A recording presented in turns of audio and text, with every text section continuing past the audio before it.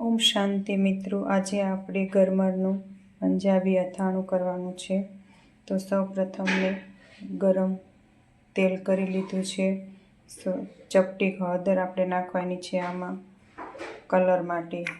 1 ચમચી હિંગ લીધી છે, 1 ચમચી વરિયાળી પાવડર, 10-12 મરીના દાણા અને રાઈના કુરિયા 1 વાટકો અને અડધી વાટકી મેથીના કુરિયા। તો મેં એક બાઉલ લીધું છે।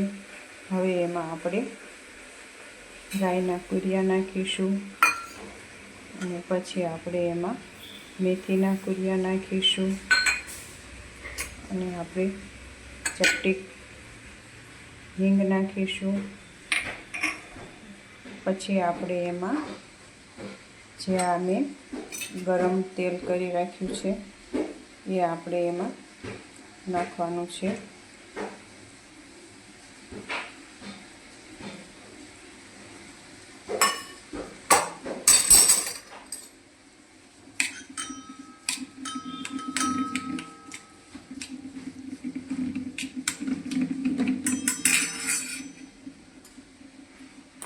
અને આપણે ચપટી હળદર નાખવાની છે કલર આવે એટલા માટે। અને જે આપણે દળેલી વરિયાળી છે એ એમાં નાખીશું,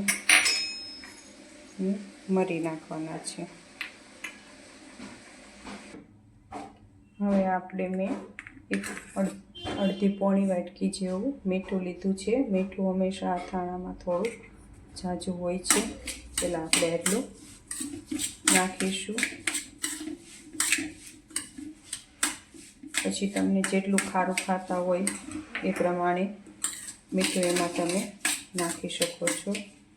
અને આપણે લાલ મરચું પાવડર 3 ચમચી જેવું છે અંદાજે।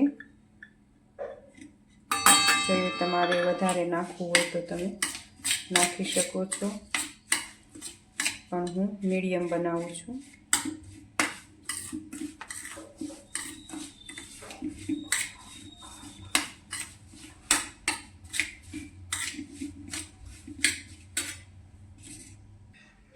જો આ મેં મીઠું બચાવીને રાખ્યું હતું એ હું નાખી દઉં છું, કારણ કે થોડુંક ખારું અથાણું હોય તો બગડે નહીં અથાણું।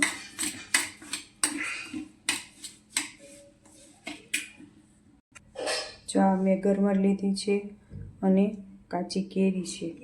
કાચી કેરી અને ગરમરને બેયને મેં પલાળીને રાખ્યા હતા, તો આવી રીતે ગળે નહીં ત્યાં સુધી જો ગરમર પણ આ રીતે આમ કટકા થઈ જાય ત્યાં સુધી આપણે ગળવા દેવાની છે। અને લીંબુ પણ મેં બોળીને રાખ્યા હતા, એ પણ સરસ ગળી ગયા છે। તો હવે આપણે આ બંને મિક્સ કરીશું, અથાણામાં ભેળવવાનું છે। તો મેં આ સૌપ્રથમ હું લીંબુ એડ કરીશ અને જે મેં આ ગરમર અને કાચી કેરી છે એ મિક્સ કરીશું। આ રીતે આપણે એને આમ મિક્સ કરી લેવાનું છે।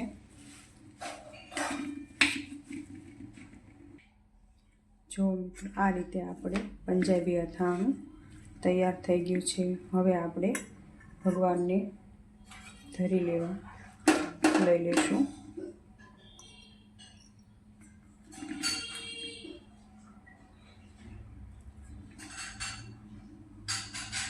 આ આપણે પંજાબી અથાણું તૈયાર છે, પરમાત્માની યાદમાં બનાવ્યું હતું। હવે આપણે પરમાત્માને અથાણું ધરી દઈશું। ઓમ શાંતિ મિત્રો।